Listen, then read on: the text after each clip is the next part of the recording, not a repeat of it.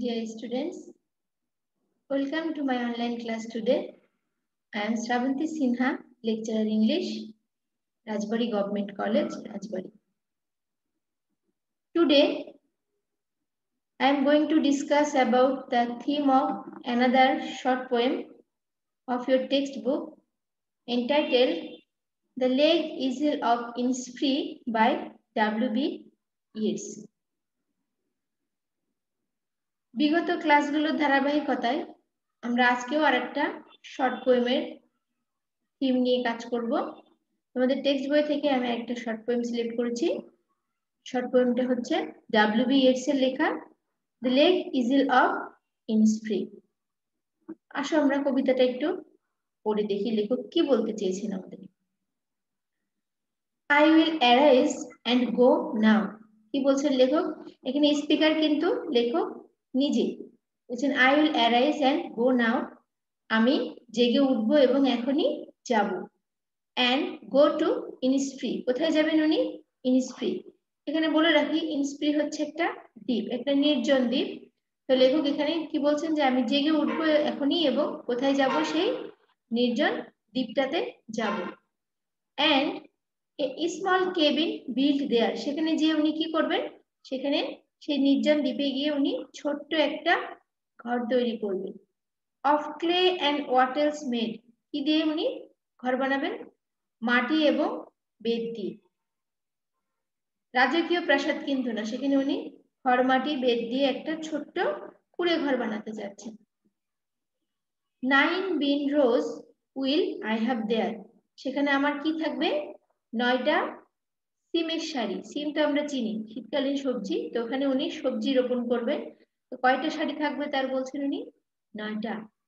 and a hive for the honey bee। আর কি থাকবে? মধুর জন্য তার মৌমাছির একটা চাক থাকবে। and live alone in the bee loud glade। এবং কি করবেন? যেহেতু সেখানে মৌমাছির চাক থাকবে তো সবসময় সেখানে মৌমাছির একটা গুঞ্জন থাকবে। উনি বলছেন মৌমাছির সেই গুঞ্জরিত বনে আমি একাকী নির্জনে বাস করব। তাহলে এই চারটা লাইন আগে আমরা যদি অ্যানালাইসিস করি তাহলে কি বলছেন লেখক? জেগে উঠবেন এখনই এবং কোথায় যাবেন উনি? ইনিসফ্রি নামক একটা নির্জন দ্বীপে যাবেন। সেখানে গিয়ে লেখক কি করবেন? এই স্মল কেবিন বিল্ড দেয়ার। সেখানে উনি একটা ছোট্ট কুঁড়ে ঘর তৈরি করতে চাচ্ছেন। কি দিয়ে? ক্লে অ্যান্ড ওয়াটেলস, কাদা মাটি এবং বেত দিয়ে। আর কি থাকবে সেখানে তার খাবার জন্য? 9 বিন রোজ উইল আই হ্যাভ দেয়ার। সেখানে সিম জাতীয় শস্য বপন করবেন উনি, তার 9টা সারি থাকবে। and a hive for the honey bee। তার থাকবে মৌমাছির মৌচাক।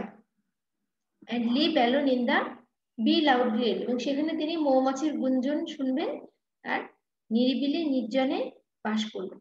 তো এই চারটা লাইন যদি আমরা একটু ডিপলি চিন্তা করি যে লেখক কেন এই ধরনের ইচ্ছা প্রকাশ করছেন, যে উনি কেন একটা নির্জন জায়গায় যেতে চাচ্ছেন, যেখানে দেখো যেখানে থাকার তেমন কোনো ব্যবস্থা নেই, খাবারের ব্যবস্থা নেই, সব ব্যবস্থাগুলো নিজেকে করে নিতে হবে। দ্যাট মিনস সেখানে কোনো প্রপার অ্যারেঞ্জমেন্ট নাই যে সবকিছু অ্যারেঞ্জ করা আছে তুমি গিয়ে কয়েকটা দিন কাটাবা, তেমন কিন্তু কোনো ব্যবস্থা নেই। সেখানে তোমার নিজেকেই সবকিছুর ব্যবস্থা করে নিতে হবে। লেখককে নিজেকেই সবকিছুর ব্যবস্থা করে নিতে হচ্ছে। তারপরে উনি উইলিংলি সেখানে যেতে চাচ্ছেন কেন? কি কি মনে হতে পারে আমাদের যে এরকম একটা নির্জন জায়গায় আমরা সাধারণত কখন যেতে চাই? এরকম নির্জন একটা নিরিবিলি পরিবেশে। তো সাধারণত যে যখন আমরা আমাদের রেগুলার লাইফে একটু ক্লান্ত হয়ে যাই, টায়ার্ড হয়ে যাই, আমরা একটু রিল্যাক্স ফিল করার জন্য, একটু ফ্রি ফিল করার জন্য আমরা কিন্তু সবাই একটু ডিসোলেট বা রিমোট প্লেসে যেতে চাই। যে যখন আমরা আমাদের প্রাত্যহিক জীবনে মানে একঘেয়েমি হয়ে যায়, এই একঘেয়েমি কাটিয়ে ওঠার জন্য বা কাজের প্রচন্ড চাপ যায়, তো সেই চাপ থেকে কিছুটা সময়ের জন্য মুক্তি পাওয়ার জন্য আমরা কিন্তু একটু দূরে বা নির্জনে কোথায় যাই। ঠিক যেমন আমরা পিকনিকে যাই, পিকনিকে গেলেও তো আসলে ওটা নির্জনতার স্বাদ উপভোগ করা যায় না, কারণ অনেকে মিলে যায়, তো ওখানে একটা হই হুল্লোড় গুঞ্জন হয়।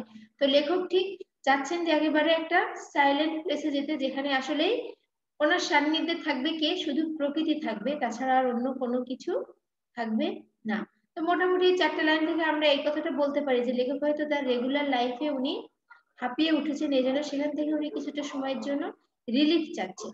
সেই জন্য উনি একটা নির্জন জায়গা বেছে নিয়েছেন, সেটা হচ্ছে ইনিসফ্রি। সেখানে গিয়ে উনি নিজের মতো করে, দেখো উনি রাজকীয় প্রাসাদে থাকতে চান না, তার কারণ উনি হয়তো এটা ফিল করছেন যে প্রাসাদে তো আমি আছি বা ভালো জায়গায় তো আমি আছি, কিন্তু তার থেকে ছোট্ট কুড়ে ঘরে বোধহয় একটু অন্যরকম শান্তি পাওয়া যাবে। নিজে শস্য বপন করে সেই শস্য দিয়ে নিজের ক্ষুধা নিবারণ করার মাঝে একটা অন্যরকম শান্তি। দ্যাট মিনস উনি সবকিছু প্রকৃতি থেকে একেবারে ন্যাচারাল যেটা, সেটাই উনি আপন করে নিতে চাচ্ছেন, যে প্রকৃতি আমার আপন হবে, আমি প্রকৃতি থেকে যা পাবো সেটা দিয়ে আমি জীবন ধারণ করব। তার মানে এখানে লেখক তার যে সারাউন্ডিংস, তার যে ফ্যামিলি, ফ্রেন্ডস, দ্যাট মিনস তার টোটাল যে সারাউন্ডিংসটা, সেটাকে উনি অ্যাভয়েড করে উনি নির্জনে চলে যেতে চাচ্ছেন, সেই নির্জন ইনিসফ্রি দ্বীপে। দেখো তারপরে লেখক কি বলছেন সেকেন্ড প্যারাতে, and I shall have some peace there, কারণ সেখানে আমি কি পাবো, সেখানে আমি একটু শান্তি পাবো। তার মানে আমরা কি বুঝতে পারছি, যে তাহলে লেখকের হয়তো একটু শান্তির অভাব আছে, তাই না? যে হয়তো উনি কোনো কারণে একটু মেন্টাল রেস্ট চাচ্ছেন, যেটা উনি যেখানে প্রেজেন্ট টাইমে উনি যেখানে এক্সিস্ট করছেন সেখানে হয়তো সেই শান্তিটা অভাব আছে, যেন উনি একটু শান্তি খুঁজতে যাচ্ছেন সেখানে। For peace comes dropping slow, তার কারণ উনি বলছেন যে শান্তি কিভাবে আসে, শান্তি আসে ধীরে ধীরে, ফোটায় ফোটায়। Dropping from the veils of the morning to where the cricket sings, যে ভোরের পর্দা হতে ধীরে ধীরে ফোটায় ফোটায় শান্তি ঝরে পড়ে, যেখানে কারা গান গায়, ঝিঝি পোকারা গান গায়। এটা হচ্ছে লোকের একটা কল্পনা, মানে প্রাকৃতিক পরিবেশে একটা কল্পনা, যে যখন ধীরে ধীরে, উনি এভাবে বলছেন যে যখন ধীরে ধীরে ভোর হবে, ভোর ধীরে ধীরে সকাল হবে, আবার সকালের মিষ্টি রোদ আসবে। তো ওনার কাছে মনে হচ্ছে যেন শান্তিটাও যেন ঠিক এভাবে ধীরে ধীরে তার জীবনে নেমে আসবে। There midnights all a glimmer and noon a purple glow, সেখানে কি হবে, মধ্যরাতে নিবু নিবু জ্বলবে, আর দুপুরটা হবে কেমন একটা গোলাপি আভা। তার মানে এখানে উনি একটা ন্যাচারাল সেটিং এর কথা বলছেন, যে মধ্যরাতে নিবু নিবু আলো বলতে এরকম নির্জন দ্বীপে তো আর এমনি কোনো আর্টিফিশিয়াল লাইট থাকবে না, হয়তো সেখানে জোনাকি বা এই জাতীয় কোনো প্রকার তার যে আলোটা সেটা দেখতে পাবেন উনি। আর দুপুর বেলাটা বলছেন, দুপুর বেলাটা হবে একটা গোলাপি আভা, and evening full of the linnet's wing, আর সন্ধ্যাটা কেমন হবে, সন্ধ্যাটা হবে পাখির ডানায় পরিপূর্ণ। তার মানে টোটালি একটা ন্যাচারাল সেটিং, যে যেখানে চারপাশে পাখি, বিভিন্ন পতঙ্গ, সবকিছুর কোলাহল থাকবে, সবকিছুকে উনি উপলব্ধি করবেন একেবারে নিজের মতো করে, যেখানে এই প্রকৃতিকে কোনো কিছু ইন্টারাপ্ট করবে না, প্রকৃতি একেবারে নিজের রূপে তার কাছে ধরা দিবেন, কোথায়, এই ইনিসফ্রি দ্বীপে। তো লেখক বলছেন যে এরকম একটা সেটিংসে যদি আমি থাকি, তাহলে অবশ্যই সেখানে শান্তিও আমার কাছে ধীরে ধীরে নেমে আসবে, আমি যেন শান্তি খুঁজে পাবো এই সেটিংস এর মধ্যে। তারপরে লাস্ট প্যারায় কি বলছেন দেখো, I will arise and go now, উনি আবার সেই প্রথম কথা রিপিট করছেন, যে আমি জেগে উঠবো এবং এখনই যাব। For always night and day, তার কারণ দিবা এবং রাত্রি। I hear lake water lapping with low sounds by the shore, উনি বলছেন যে আমি দিন রাত কি শুনছি, যে হ্রদের পানি মৃদু শব্দের তীরে আছড়ে পড়ছে। তার মানে ওই যে ইনিসফ্রি দ্বীপের পাশ দিয়ে যে হ্রদ বয়ে গেছে, সেই হ্রদের পানির যাওয়ার যে পানিতে যখন তীরে আছড়ে পড়ে যে একটা মৃদু শব্দ হয়, লেখক বলছেন আমি যেন এখনই সেই শব্দটা শুনতে পাচ্ছি, দিবারাত্রি যেন সেই শব্দটা আমার কানে ভাসছে।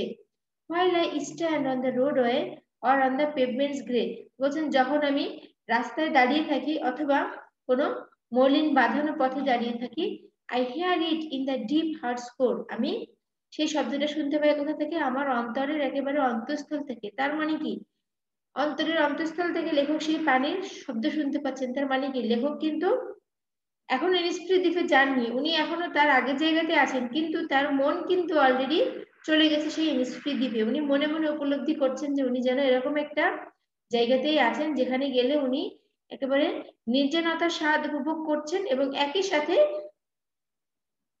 কি বলবো, শান্তি, মানে একটা অন্যরকম প্রশান্তি ওনার মনের ভেতরে চলে আসছে, যেটা আসলে উনি অন্য কোথাও খুঁজে পাচ্ছেন না, বা এখনো পর্যন্ত পাননি। এই জন্য লেখক খুবই আর্জেন্টলি সেখানে যেতে চাচ্ছেন, যে আমি এখনই যাব। তার কারণ কি, যে যেহেতু আমি শান্তির সন্ধান পেয়েছি, তো আমি আর দেরি করব না। তো টোটাল কবিতাটা থেকে আমরা একটা লাইন স্পষ্ট হতে পারি, যে আসলে লেখক কি, লেখক তার রেগুলার লাইফে হাঁপিয়ে উঠেছেন, অথবা তার রেগুলার লাইফে হয়তো এমন কোনো ইনসিডেন্টস বা এমন কোনো হ্যাপেনিংস আছে যেগুলোতে উনি আর টলারেট করতে পারছেন না, যেগুলোকে উনি অ্যাভয়েড করতে চাচ্ছেন। তাহলে আমরা যদি এটা সামারি থিম লিখতে যাই, তো আমরা প্রথম লাইনটা কিন্তু এভাবে দিতে পারি, একটা জেনারেল স্টেটমেন্ট দিতে পারি আমরা কবির সম্পর্কে বা কবিতাটা সম্পর্কে, যে the poet intends to go beyond the sorrows and sufferings of regular life, যে লেখক তার প্রাত্যহিক জীবনের যে দুঃখ বা দুর্দশা এটা থেকে উনি একটু অন্যদিকে যেতে চাচ্ছেন, মানে এটাকে ছাড়িয়ে উনি একটু শান্তির খোঁজে যেতে চাচ্ছেন। এই জন্য উনি কি করছেন, উনি একটা কল্পনায় একটা অ্যাবসলিউট প্লেসকে সিলেক্ট করেছেন।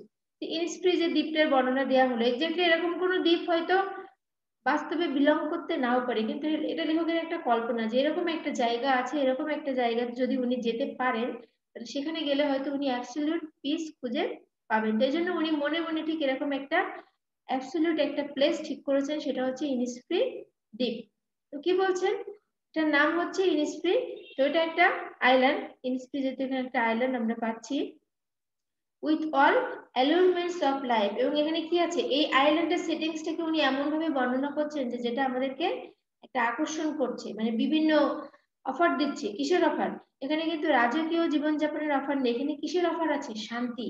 যে এখানে এই ইনস্প্রি দ্বীপে যদি তুমি আসো, তাহলে এখানে তুমি কি পাবে, জীবনে শান্তি খুঁজে পাবে।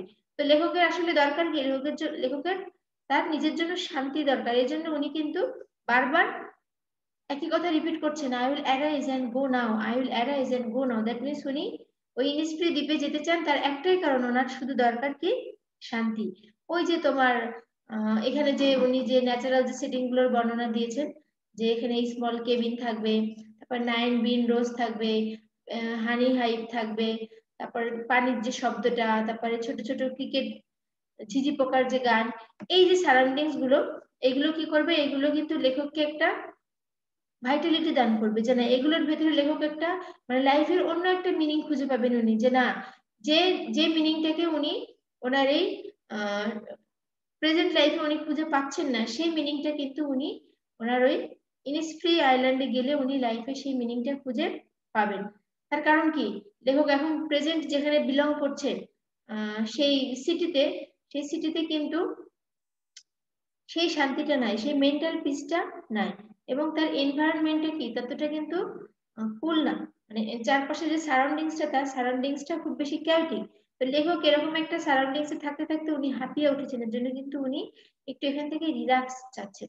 তো সেই রিল্যাক্স পাওয়ার জন্য উনি একটা ডিসোলুট প্লেস সিলেক্ট করেছেন, সেই ডিসোলুট প্লেসটা হচ্ছে নিস্পি আইল্যান্ড। তো এখানে কি বলছেন, যে এটা কিন্তু কি, যে আমরা যদি এটাকে একটু অন্যভাবে ব্যাখ্যা করি, যে এই যে নিজের প্রাত্যহিক কাজ থেকে, নিজের প্রাত্যহিক রুটিন থেকে আমরা একটু যদি এরকম রিল্যাক্স চাই, তো সেটা আসলে কি, যে কিছু ফ্লাইট বলতে পারি আমরা, কিছুটা যে একটু পালানো, যে রেগুলার লাইফ থেকে পালিয়ে গিয়ে একটু জীবনটাকে একটু অন্যভাবে উপভোগ করা। তার কারণ কি, তার কারণ হচ্ছে যে সবসময় কন্টিনিউয়াস রোজ যদি কথার কথা রোজ যদি ডাল ভাত খাই, তাহলে কিন্তু একসময় কি ডালটা আমাদের কাছে টেস্টলেস হয়ে যাবে, বা রেগুলার ভাত খেতে খেতে একসময় দেখবো কি ভাতটা একসময় টেস্টলেস মনে হয়। তো আমরা মাঝে মাঝে কি করি, একটু অন্য ফুড ট্রাই করি না, যে টেস্টটা চেঞ্জ করার জন্য। এক্স্যাক্টলি লাইফটাও কিন্তু তাই, যে তুমি যদি লাইফটাকে কন্টিনিউয়াসলি একই ভাবে নিতে থাকো, তো দেখবে যে একসময় লাইফটা তোমার কাছে বোরিং হয়ে যাবে, মিনিংলেস হয়ে যাবে। তো এই জন্য একটু যদি রেগুলারিটিতে ব্রেক করে একটু যদি আমরা লাইফটাকে অন্যভাবে এনজয় করি, তাহলে দেখা যাবে কি, যে সেখান থেকে আবার আমরা রিফ্রেশড হয়ে যাই এবং নতুন করে আবার জীবনের একটা অর্থ খুঁজে পাই, এবং এটা আমাদের জন্য কি হ্যাপিনেস নিয়ে আসবে। তো সেই লেখকও সেই একই কারণে, যে তার রেগুলার লাইফ থেকে একটু সরে গিয়ে উনি একটু রিল্যাক্স হতে চেয়েছেন। তার কারণ কি, এটা আসলে দরকার। It will provide him with an absolute happiness, যে জীবনের যে নিবিড় আনন্দটা, অসীম যে আনন্দটা, যেটার ভিতরে আসলে কোনো খাদ নেই, সেই নিখাদ আনন্দ পাওয়ার জন্য লেখক এই ইনিসফ্রি দ্বীপে যেতে চেয়েছে। এটা কিন্তু আসলে তার কল্পনা, যে এরকম একটা জায়গায় যদি যাওয়া যায়। তো দেখো তুমি নিজে নিজে চিন্তা করে দেখো, যে হয়তো তুমি তোমার রেগুলার লাইফে কিছুটা বোর ফিল করছো, তো এখন কোথাও হয়তো যাওয়ার এক্স্যাক্টলি অ্যাবিলিটি বা সেই মুহূর্তে হয়তো পসিবিলিটি তোমার নেই, কিন্তু এমন তো হতে পারে যে আমরা কল্পনা অনেক জায়গা থেকে ঘুরে আসতে পারি, কি পারি না? তো নিজের মনে মনে যদি চিন্তা করি যে না এখন আমি কথার কথা আমি এখন কুয়াকাটা আছি, তো কুয়াকাটা সি বিচে আমি পানির ঢেউগুলা দেখছি, স্পিড বোর্ডে করে যাচ্ছে সেটা দেখছি, বা বালুতটে আমি ঝিনুক কুড়াচ্ছি, দ্যাট মিনস এই ধরনের সারাউন্ডিংস এ যে সেটিংস গুলো থাকে আর কি, বা সূর্যোদয় দেখছি, সূর্য ওঠা দেখছি। তো এই জিনিসগুলো একটু মনে মনে দেখো, আমরা এই যে যখন বর্ণনা দিচ্ছি, বর্ণনা করতে করতে কিন্তু আমরা অনেকেই সেই কল্পনার জগতে হারিয়ে যাই, যার ফলে হয় কি যে কল্পনার মাধ্যমে কিন্তু আমরা কিছুটা রিফ্রেশড হয়ে যাই। যে এই যে মনে মনে যে ভাবছি, যে কথাগুলো বলছি, বলতে বলতে এই যে মনে মনে কিন্তু আমরা অনেকেই সেই কুয়াকাটায় চলে গেছি। যারা বেরিয়ে আসছে তাদের কাছে আবার ওই সিনগুলো মেমোরিতে ফ্ল্যাশব্যাক করছে, আমরা যারা যাইনি তারা কিন্তু বর্ণনা শুনে কিছুটা হলেও একটু কল্পনায় আনার চেষ্টা করি, যে সিনারিটা যে আসলে এক্স্যাক্টলি সানসেটিং এর সিনারিটা কেমন হয়, বা সমুদ্র দেখতে কেমন হয়, সমুদ্রের ঢেউগুলো কিভাবে তীরে আছড়ে পড়ে। মানে এটা কি আসলে কিন্তু দরকার, যে আমাদের মনেরও কিন্তু একটু অ্যামিউজমেন্ট দরকার, একটু রিল্যাক্স দরকার। যে পেটকে যেমন রেস্ট দিতে হয়, শরীরের প্রত্যেকটা অঙ্গ প্রত্যঙ্গকে যেমন রেস্ট দিতে হয়, ঠিক তেমনি মনেরও কিন্তু একটু বিশ্রাম বা একটু রিল্যাক্স প্রয়োজন। তো তার জন্য আমাদের কি করতে হয়, মাঝে মাঝে একটু রেগুলার লাইফ থেকে একটু বাইরে গিয়ে, রুটিন ওয়ার্কের বাইরে গিয়ে কিন্তু একটু রিল্যাক্সড হয়ে আসতে হয়। এক্স্যাক্টলি এখানেও কিন্তু আমাদের WBS সে রিল্যাক্সড হওয়ার জন্য, হ্যাপিনেস পাওয়ার জন্য উনি নিজের রেগুলার লাইফ থেকে একটু দূরে সরে যেতে চেয়েছেন, যে যেখানে গেলে উনি অ্যাবসলিউট হ্যাপিনেসটা খুঁজে পাবে। তাহলে মোটামুটি আশা করি তোমরা বুঝতে পেরেছো সবাই যে এক্স্যাক্টলি লেখক এখানে কি চাচ্ছেন। তো থিমটা এভাবে দাঁড় করাবো যে প্রথমে তুমি কবিতা সম্পর্কে একটা জেনারেল স্টেটমেন্ট দিয়ে দিবা, যে আসলে এই কবিতায় লেখক তার রেগুলার লাইফের বাইরে যেতে চাচ্ছেন, তো কেন যেতে চাচ্ছেন এবং কোথায় যেতে চাচ্ছেন সেই লাইফ, সেইগুলো আমরা ভেতরে ব্যাখ্যা করবো, যে উনি এরকম একটা অ্যাবসলিউট এমন একটা প্লেসে যেতে চাচ্ছেন যেখানে গেলে উনি আসলে একটা ন্যাচারাল এনভায়রনমেন্ট পাবেন, যেখানে কোনো আর্টিফিশিয়ালিটি নাই, যে একেবারে সবকিছু প্রাকৃতিক, কোনো কৃত্রিমতা নাই।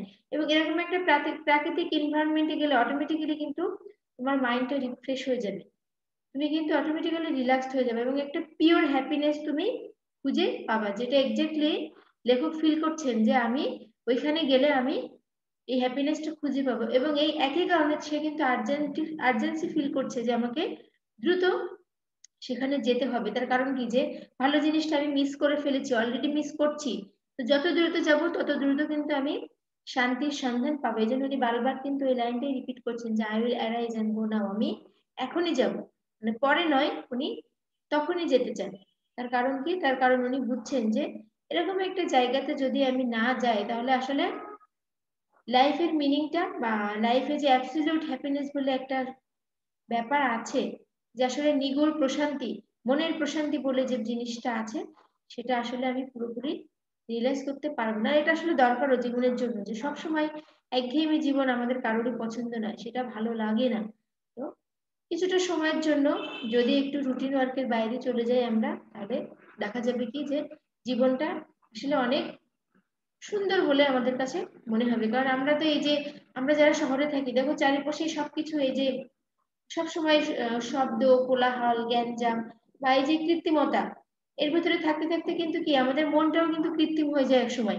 আমরা স্নেহ, আবেগ, ভালোবাসা এই জিনিসগুলো থেকে আস্তে আস্তে কেন জানি দূরে সরে যায়। তো যখন আবার এখান থেকে আমরা গ্রামে ফিরে যাই, তো গ্রামে গেলে দেখবো যে তোমার গ্রামের ওই পরিবেশের সাথে সাথে মনটাও কিন্তু নরম হয়ে যায়। মানে একটা অন্যরকম ব্যাপার আর কি, যেটা আসলে এগুলো মানে বলে বোঝানোটাও কঠিন, একটা উপলব্ধির ব্যাপার। তো লেখকও ঠিক সেই লেখক সেই সেই সেটিংটাকে লেখক ফিল করছেন তার মনের ভেতরে, যে না, ইনিস্ট্রিতে গেলে এরকম একটা রিয়েলাইজেশন আমার হবে, আমি এরকম একটা হ্যাপিনেস খুঁজে পাবো, যার জন্য আমি এখনই সেখানে যাব। তো আশা করি কবিতাটা তোমরা সবাই বুঝতে পেরেছো। তো তোমরা কাইন্ডলি বাসাতে আরো একবার একটু দেখবে, তাহলে মোটামুটি আইডিয়াটা তোমাদের কাছে ক্লিয়ার হয়ে যাবে। তো বাসায় সবাই প্র্যাকটিস করবে। আজকে এই পর্যন্ত, সবার জন্য শুভকামনা থাকলো। ধন্যবাদ।